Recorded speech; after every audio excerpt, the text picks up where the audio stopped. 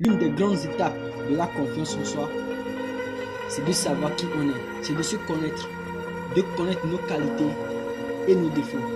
Alors si nous connaissons nos défauts et que nous voulons modifier ces défauts en qualité, cette vidéo est pour toi.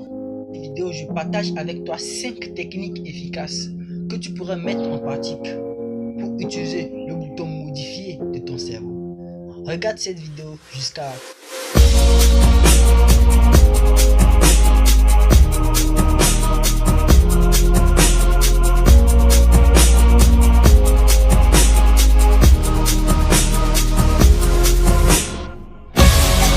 Alors, quelles sont les 5 techniques qu'il faut mettre en pratique pour utiliser le bouton modifier de notre cerveau?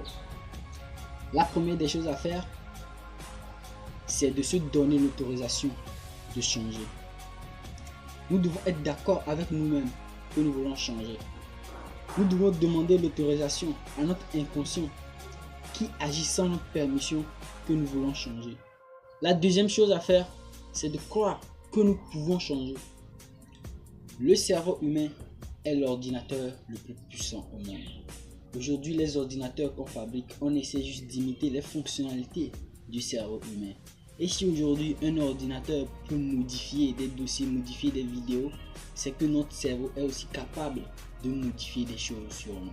Quand nous acceptons que nous voulons changer, notre cerveau travaille et nous conditionne au changement. Il nous prépare à faire des choses qui nous guideront vers ce changement. Ce qui nous pousse à la troisième étape à suivre, c'est de poser des actes opposés à celles que nous faisons avant dans le biais de ce comportement que nous voulons changer. Si par exemple nous avons du mal à parler aux inconnus, commence à parler aux inconnus que tu rencontres.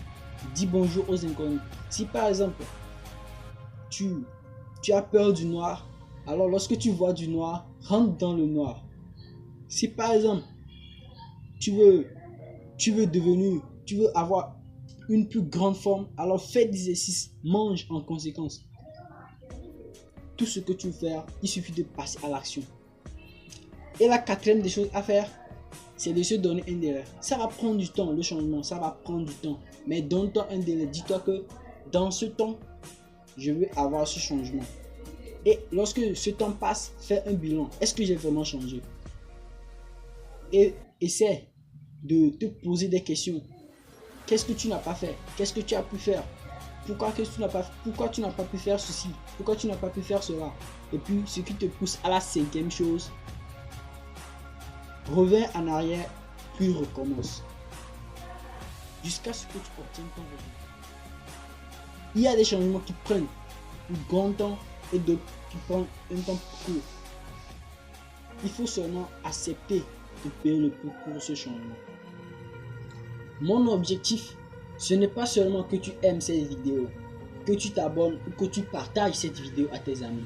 Le plus important pour moi, c'est que tu écoutes les conseils que je te donne.